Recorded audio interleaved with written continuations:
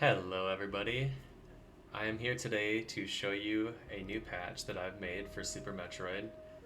I'm recording this off the cuff, so please excuse me for that. But essentially, I have rewritten door transition scrolling so that it is much smoother, so I will demonstrate that now.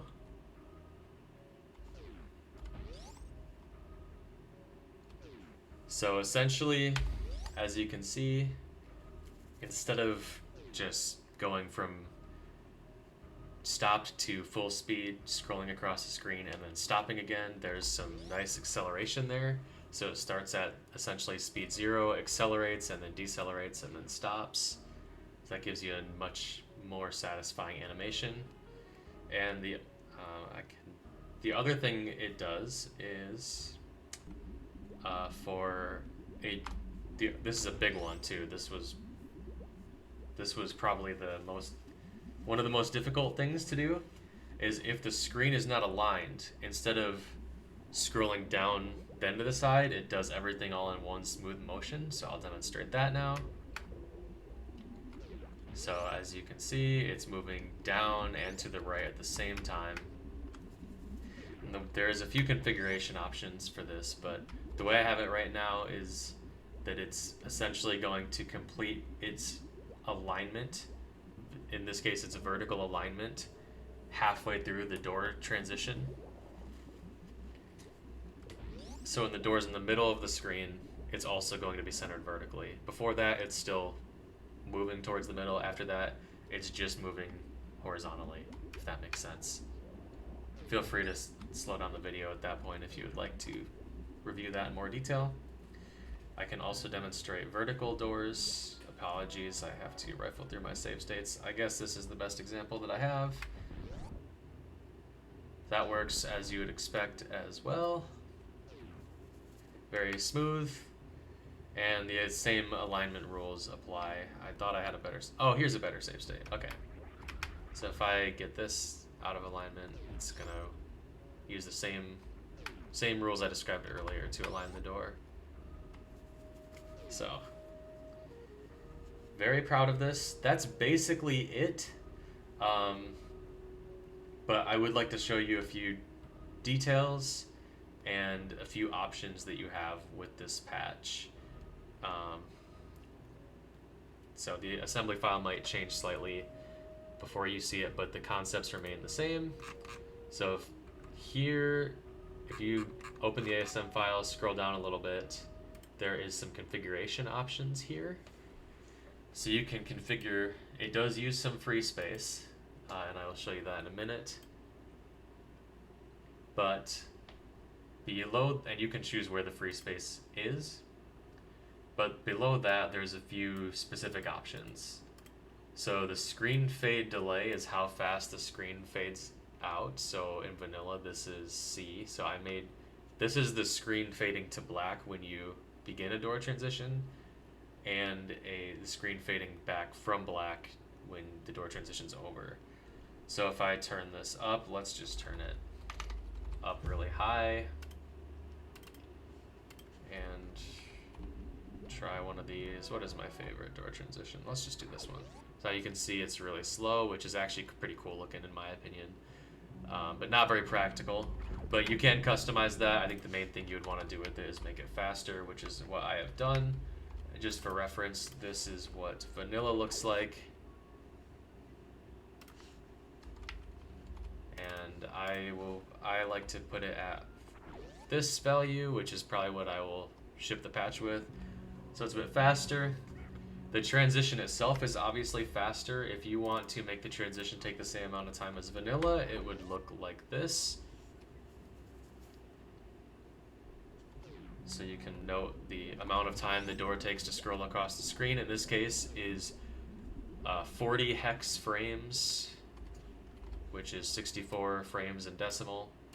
I like to put it at about 2C hex frames, which is 44 frames in decimal.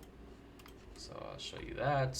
You can see it's much faster, but that is up to you how you'd want to configure that. And there's a couple animation options. So I've been showing you animation option 2. there is another animation option which makes it so that instead of aligning, these are alignment. These have to do with how the screen aligns. So option 2 is what you've been seeing so far. Option 1 is it aligns at the end of the door transition instead of aligning halfway through it. So I will demonstrate that. So this only matters when it's not aligned. So now you can see the alignment does not finish until we actually are done with the door transition. Let me find this one. So you can observe that on a vertical door. So that would be your other option. You can see a door appearing on the edge of the screen. I will get to that, but that is actually expected behavior, believe it or not. But yeah, the thing I want you to focus on right now is the alignment. So moves in a straight line. There's still that same nice acceleration and deceleration as far as the door's speed. So this really just has to do with how fast the alignment finishes. But this acceleration, the duration of the door transition and everything is the same. But yeah, let's talk about that door you saw. This is actually quite rare to see. This is probably the one. I have some save states that test very specific things. And by the way, yes, this background is cut off in vanilla. There's a black bar here. This is how it's supposed to look. Supposed to is a strong word, but this is how it looks in vanilla. So I didn't break that. But what I did, this new code change does allow you to see that door that's just off screen here. And what you're actually seeing is this door. So the way that level data is laid out in this game, essentially it loops horizontally. Like if you were to move off screen horizontally, it would loop. I think the best way is to show you this. This is the tile viewer in my debugger.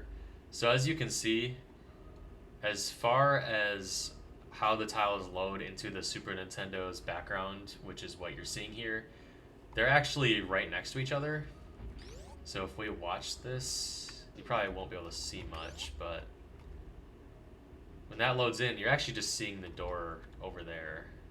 So it's a bit technical, but long story short, I would not consider this a bug. This would be something that you probably want to design around. So the way you can do that is in your level editor. If you were to, let me just find this room, apologies. So if you were to just make this room wider, which you can do as long as your room isn't already huge, that would solve the problem right there. So let's actually do that. Let's see, have I set this up correctly? I hope so. Oh yeah, enjoy the cool little graphics you're seeing there. But the main thing I want you to focus on now is if you watch the right side of the screen, we see no door. So that's one way around this. So yeah, you're just seeing the room looping, but you can design around this. So just a heads up there. If you ever see that, that's one way you can work around that, but that's just the nature of the engine. Would consider writing code to account for this in a future version. Please let me know if you're interested in that. I do plan on updating this patch in the future. I just wanted to release a version now because it's gotten to a point where it is stable and releasable. And I really just want to get this in the community's hands and see what you guys think and allow you to play with this and use this in your hacks, because I feel like the community's been needing something like this for a long time. In my opinion, really not much preferred a better door transition animation than what is in vanilla, and I've been kind of wanting someone to make this for a long time, and I finally just did it. But let's go back to the other test ROM I was using. The other settings in here, so there's, oh yeah, another way you can mitigate this. So now I've gone back to the ROM I was showing you before. So now you can see that if you change the animation to option 2, which aligns faster, that you're going to be less likely to see that because it aligns faster. So the screen is, by the time that door is on screen, the screen is already pretty much aligned, so you can't even really tell. So that'd be a reason to use animation type 2 or 3, which I'll get to 3 in a second, but they both are going to be much less susceptible to problems like that. But those problems can be designed around. So style 3 just makes the screen align even faster. So style 1 makes the screen align when the transition is 100% complete. 2 makes it align when the transition is 50% complete, and 3 makes it align when it's 25% complete. So it's going to align really fast. I'm not the hugest fan of how this looks, but never hurts to have options. But you can see it. It's not bad. It's not bad. So it aligns very quickly there. But that is an option for you as well. And those are the only 3 transition animation options that are currently in the patch. I'm going to probably default it to 2. The other options here, there is a report free space and RAM usage option. So when you apply the patch, as you can see here, this is my patch. It's going to report what bytes of RAM it uses, which this will dynamically update if I ever add or remove RAM. So right now I use 12 bytes of RAM. It tells you where that RAM is. So you got to just make sure you're not using any other patches that use the same RAM. You can easily repoint that as well. I actually don't think... I think you kind of have to scroll down here, but there's RAM start and the RAM bank. These are the 2 variables that would tell you, that tell the patch where to start using RAM, so you can just change that. And then the other banks where we use ROM space, bank 80, this obviously lines up with this setting we have here. So if you repoint this, the report will obviously reflect that. Say hi to my cat if you can hear him. He's a little hungry. I'll feed him immediately after recording this, don't worry. But so right now the patch uses C6 hex bytes of free space in 80, uses 0 bytes in 82. I used to use bytes in 82, that's why this is here, and then we use 2 E7 bytes of free space in any bank that is less than C0. So hopefully this is self-explanatory, but it's a little report. Hopefully make it easier to use for those of you who are not super ASM savvy. So the only things you should have to touch are right here and right here, which I can move these if you would like me to as well. Everything else in this patch you should not have to touch at all. The other options here, there is an option to make the screen not fade out, which I don't really recommend you use in a hack that you actually release, but it helped me debugging, and there's no reason not to leave the option there. But let's just see. So this is with the screen not fading out, so you can see what that looks like. This is just what the game looks like when you don't fade out the screen during door transitions. Obviously not very clean looking. But it is useful if you're developing this patch and you're debugging scrolling issues, which I had to do a lot of. You're welcome, by the way. That was really painful. But yeah, if you're ever curious what the game looks like during room transitions, I'll actually slow it down. It is kind of cool just to see, just to check it out. I like this. I'll slow it down a little bit. It's pretty interesting to watch. And another thing I want to bring your attention to is, as the screen is scrolling, it's kind of hard to see here, but you see how there's a giant black section of the screen that is blacked out? There's actually a reason for that. And this is what's called the event viewer. So you can see this giant section is actually pink. I'm going to try to keep this as simple as I can, but during door transitions, the game loads graphics into video RAM.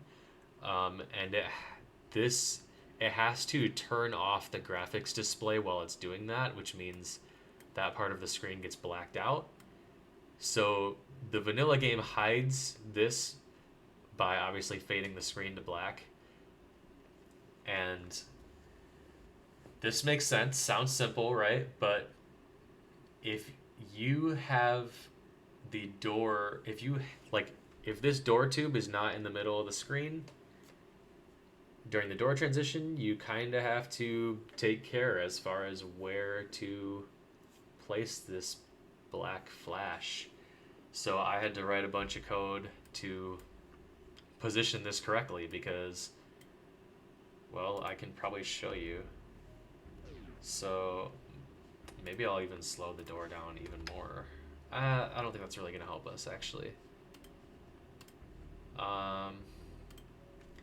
But if I look at some examples where the door is not aligned, so like, whoops, sorry. So now the door is on the bottom of the screen.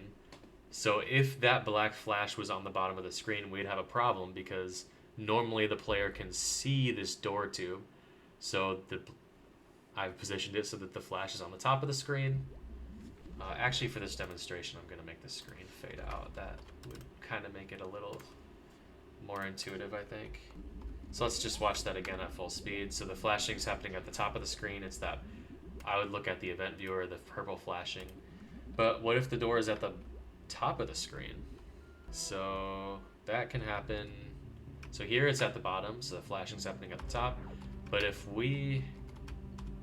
Pirate didn't even see me. If we put the door at the top of the screen, now we need the flashing to happen at the bottom of the screen, and so it is. And there's code that's happening to make sure that happens.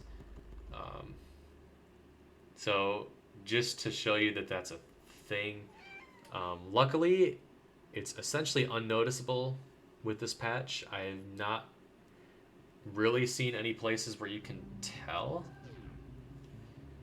that there's flashing happening because we can pretty much hide it in all scenarios. But just be aware that that's a thing, I guess. That's just another consideration that had to be made when developing this patch. There was a lot of things that I had to worry about, but that was one of the bigger ones. Last thing this patch has is an option called vanilla code. So when I run, at least with my setup, when I run that script, it's going to bring the doors back to how they work in vanilla. So as you can see, it's going to align and then scroll. This is just the vanilla code at this point. So none of my code changes are active right now. That was also to help me debug it. It does not, so the way that it actually works is it just skips assembling the parts that I changed. So the way my script works that I'm using to assemble this is it deletes my ROM, replaces it with vanilla, and then assembles the code. So that's why I can quickly toggle this to go back to vanilla. But if your workflow does not involve rebuilding your ROM from scratch every time you build it, this won't necessarily work super intuitively for you with this option. Because if you apply the patch with the option off and then turn it on to go back to vanilla code and then apply the patch, my code is still going to be there, actually, because you didn't clean the ROM restart from scratch when you rebuilt it. So just something to know about that. But these options, these last two options, are really debug options. I just wanted to explain them because they're there. I'm not sure what else there is to say. Yeah, all the rest of this is just making the magic happen. This assembly file, 800 lines. Actually, less lines of code than my door cap patch, but this was a lot harder to develop because there's a lot more that can go wrong. Oh, yes. So this is actually good for you to know. So I had to make custom logic to position Samus because, oh, right, my code is not active right now. And you can't really tell. Okay, hold on. I'm sorry. I don't know what's happening here. What's going on? There we go. So you can barely tell, but you know how in vanilla you have to specify the distance to spawn Samus from the door? It's this field, like in Smart, you have this distance field here. Well, the way this works in vanilla is kind of sucky, and it's hard to explain, but the way I would describe it is this value is the speed at which to move Samus every frame during the door transition. So if you change how fast the door is scrolling, or if you just mess with door transitions at all like this value isn't really gonna work the same. So what I did is I just ignore this value and position Samus accordingly. So if you're using a door with a door cap, then it uses the door cap spawn position to place Samus instead. Which works good. If you are using a door without a door cap, then it does some logic and I believe it makes some assumptions about how far to place Samus. Yeah, there's just... So it'll, like, for this horizontal door here, I'm going to be at the...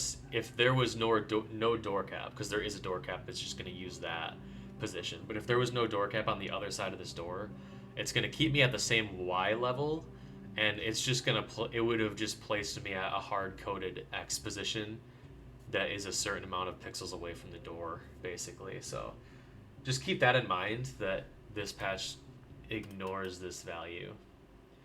And so if you ever have any issues, especially with doors without door caps, please do let me know.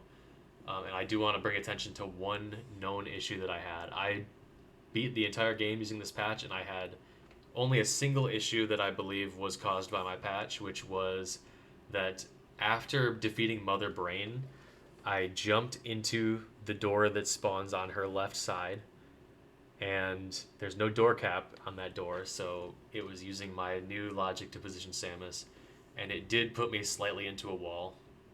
I did not get soft locked. I was able to just morph and get out. It was like at the top of the room. But, so just be aware of that. You may have to design around that a tiny bit, and if you have any issues, please do let me know, and I will be happy to support you. And honestly, I'm probably going to address that in future updates with a little more scrutiny. But right now, I'm considering it good enough to leave it because it is 99% good. Like, it's working quite well. Like, it worked perfectly for me in Ceres and everything. And those doors technically don't spawn door caps. The door caps you see in Ceres are actually enemies. They're not door caps. So that was the only one scenario where I had a slight hiccup in my playthrough when I was confirming the game is beatable. So I just want to call attention to that. Aside from that, there was just a bunch of other stuff I had to account for with this. But I'm not sure how noteworthy it is. I guess if I want to... It's kind of exciting to talk about the algorithm that I used for this, because I actually used a Bezier curve algorithm, and I generated a lookup table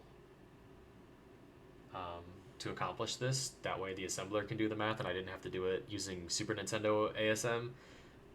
So that curve gives you the speed values of the door at every given frame. So like if your door is set to 40 frames, this macro is going to be used to generate a lookup table 40 frames long, which the lookup table is generated right here using that macro. And that macro tells you basically the X position of the door at every frame. So if I go to a straight on door, it's a little simpler. So that macro tells you every frame how far has the door scrolled. And so that's how you get such a satisfying curve. With the math was actually just done, it was basically pre-calculated by the assembler. So that's pretty exciting, and in future versions of the patch I would like to have a couple different options for different curves, like, because right now the Bezier curve, if you don't know what a Bezier curve looks like, I actually made a Desmos thing. I wonder if I can pull that up. Give me just 1 second. I don't see it, but how about this? Let's just Google it. Ooh, how helpful is that?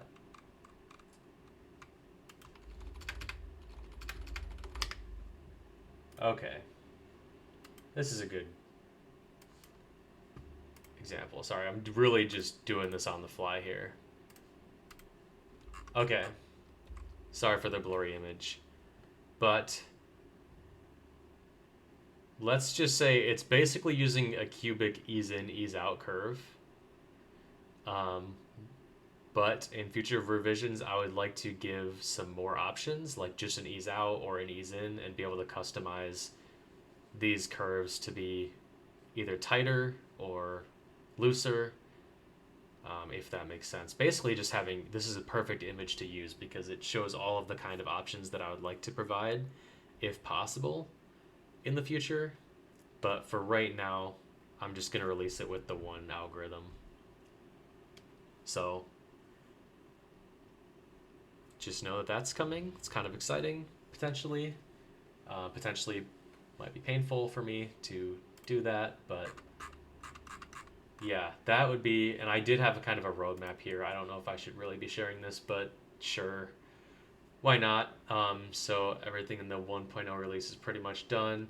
I have a couple other ideas. I want to allow more flexibility as far as where you can place the doors, and how that works. But yes, my code does support. Do I have?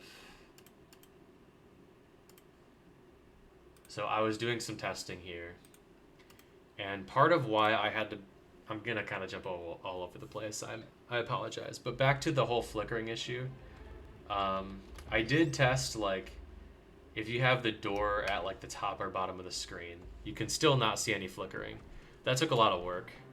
Just wanted to call that out because in vanilla, the flickering just, if you're in a horizontal door, the flickering just always happens on the bottom half of the screen. So if you were to put a door like, I can actually show you.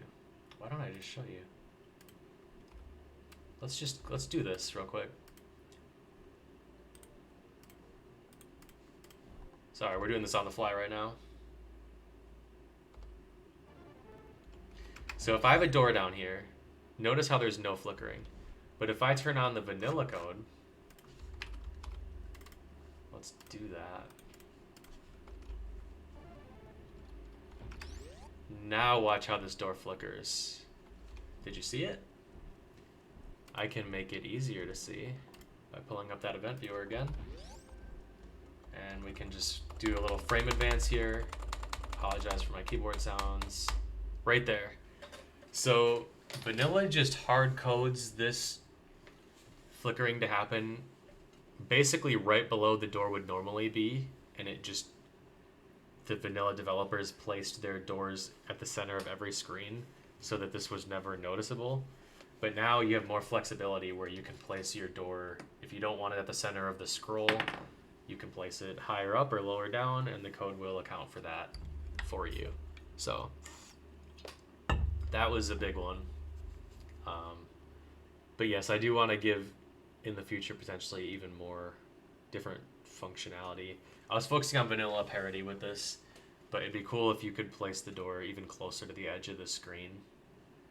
Because if you do that in vanilla, there's like some camera glitches that can happen and stuff. But I didn't even look at that yet because I'm just trying to get something that at least can match vanilla but look way better. So that's future. But the main reason I'm talking about future options is because of this asynchronous music loading idea. So if anyone wants to give me any, if anyone has anything they would like to contribute or advice they would like to give about this, let me know. But I already kind of have an idea of how it needs to be done. I just have not done a lot of music programming in Super Metroid. But what am I talking about? So let me just put my code back in here.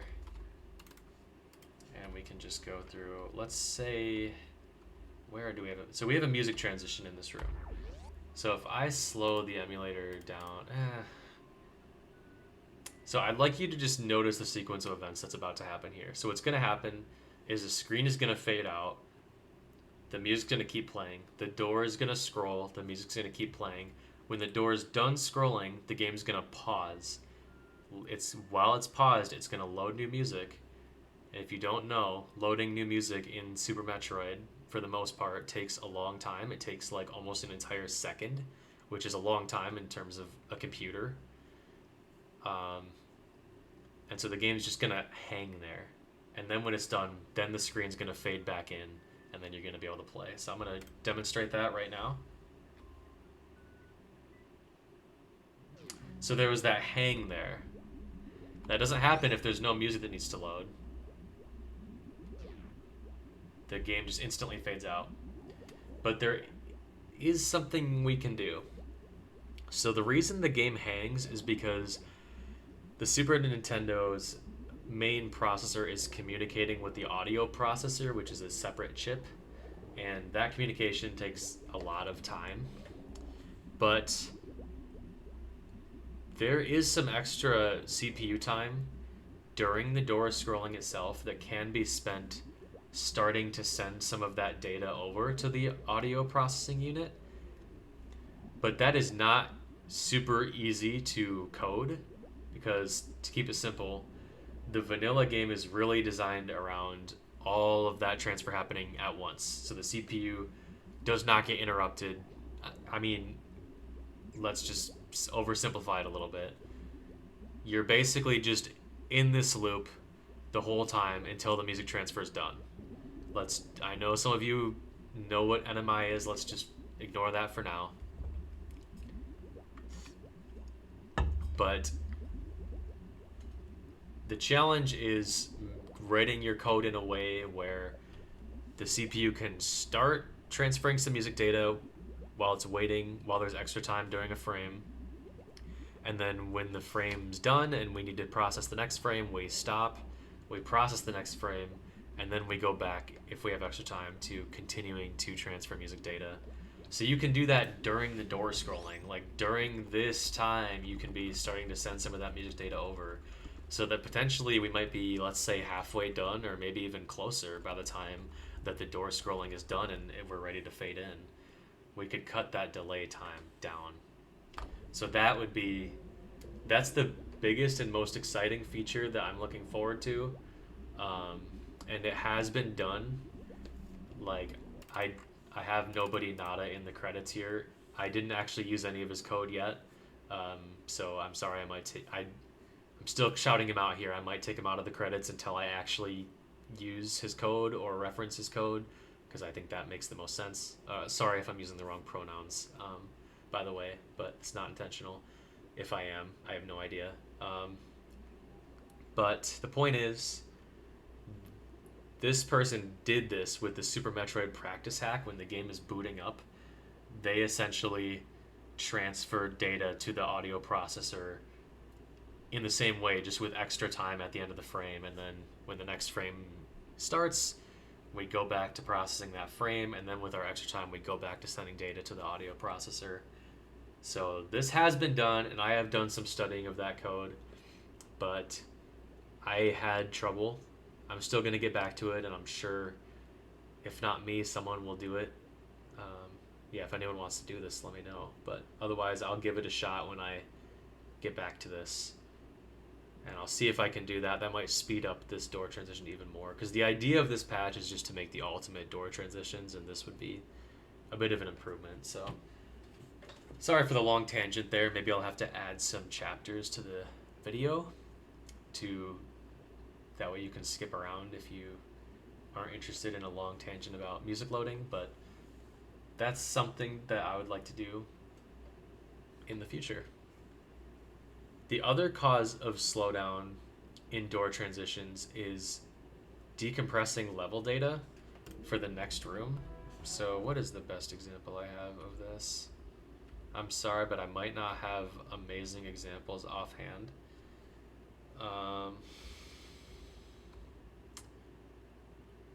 I suppose I could go get one. Actually, this is not. We're not far off. So while I'm on my way, I'll just explain this. but when a room is loading, all of the data is compressed, so we have to decompress all that data and then we can use it essentially, and that takes time. So for a big room like this one, that takes a measurable amount of time. I don't have any missiles. I don't have enough missiles to open a door. Oh dear. Silly me. Someone drop some missiles, please. Oh, they're gonna be difficult. Oh, thank goodness. Okay. So the room I'm standing in right now is actually pretty big, if you don't know, because it goes all the way up to that elevator, then it goes all the way down to where you can go down into the area of where you learn to wall jump. And the actual Edakun room, which is the aliens that teach you to wall jump, is actually part of this room as well. So there's a lot of level data here to decompress. So we can actually observe that it takes a second. So as you can see, one thing I'm going to call out with this is level data decompression happens before we start scrolling, and there's a good reason for that. So when there's a lot of level data to decompress, there's a hang before the scrolling. So when you're watching doors, if you notice a hang before the scrolling, it's because of level data loading. If you notice a hang after the scrolling, it's because of music. So let's watch that now. So it's very subtle, but watch how fast, after Samus touches the door and the screen fades out, watch how fast the door starts scrolling here. Pretty much immediately, right? Now let's watch it here. There's a delay. It's probably 3/4 of a second, maybe? Half a second to 3/4 of a second. When we're entering that big room.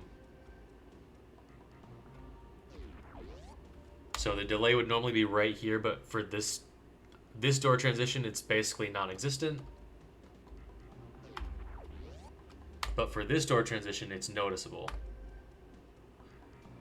So that's what I'm talking about. And the reason I bring that up is because that's another thing that we can improve upon. So this patch was developed along... basically, the whole time I've been developing it, I've been using the decompression optimization patch that we have, which basically just makes that faster. And that's what you're actually looking at here, because that takes even longer without this patch. So I apologize if I'm making that patch look bad, but I promise it's even worse without it. In fact, I can actually take it out right now. Let me just take it out so you can see. Let's see if there's a noticeable difference. So now I don't have the decompression optimization in here. Oh, I really should have had a save state. I am sorry. All right, we're gonna go back down there without the decompression optimization patch. And we're gonna see if there's a noticeable difference. Okay, I'm gonna use some fast forward here. Sorry if that's annoying, but that'll get us there faster. Okay. So now this transition should still be fast, but this one might take even longer. I'm hoping there'll be a noticeable difference. Otherwise, maybe I should cut this out of the video, but let's watch how long this takes. Oh yeah, I feel like that was a little bit longer. I feel like you can tell. Let's do it one more time. That's definitely a little bit longer. So long story short, I highly recommend using the decompression optimization patch. I'll probably include a version of it with the patch with my patch, because long story short, I've been using an old version, which is more, I believe to be more stable. There's a newer version on the main site that I've seen people complaining that there are bugs with. So I will package the version that I used to develop this patch so that you know it works, because I played the whole game with it and I didn't have any problems. So it should work just fine. So that's the last thing to know. But other than that, I think I'm going to wrap this up. I've gabbed for more than long enough. So I hope you guys have fun playing with this patch. Let me know if you have any issues or any suggestions. But beyond that, I hope this makes your hack better. Developing these patches is probably the best way that I can contribute to the community right now. If you're curious, You might know that the last hack I released was in 2019, and it was early 2019 slash late 2018, I think. It's been a while, so I don't even remember really, but I've not really stopped hacking since then, but I have had trouble getting hacks across the finish line. So, not here to complain, but I'm just saying I've never really left. But I've come to realize that writing assembly code is probably the thing I enjoy the most in this hobby. So, I hope that I can use it to make your hacks better because you guys are actually awesome and you can actually finish hacks. So, pat yourself on the back. Um, but if I ever release a hack, I will certainly be using this patch as well. Some patches I've made, I'm like, I kind of want to just use it in my hack first and then release it, but that only works if you can actually finish a hack. So for this one, I'm just gonna let you guys have it because this is something that is, to me at least, it's important to me enough to warrant just getting it out there as soon as I can because I really want you guys to have this because it pleases me a lot more. These doors, I don't know. I really, in case you can't tell, I'm kind of have a hyper fixation on doors in Super Metroid. I'm the same guy who wrote the door cap patch, which makes it so that you don't bonk on door caps, among many other things. And I will test to make sure that patch is compatible with this before I release it, and I highly recommend using both patches together. They do very separate things, and they do not overlap each other at all. So they should just work. I have not tested that yet, but I certainly will before I post it. So if you're seeing this, they should work together. Please use both. And lastly, in case you can't tell, I spent a lot of time on this, so please give credit if you use it. This is probably the patch that I have put the most work into out of all of the ones that I've released, I would say. So probably the only one that's close is the door cap patch, but I still think this was, if not more hours, which I think it was, but if not, it was definitely more suffering. Because let me tell you, there was some issues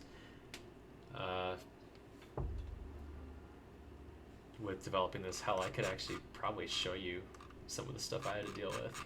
Let me just I have to indulge myself.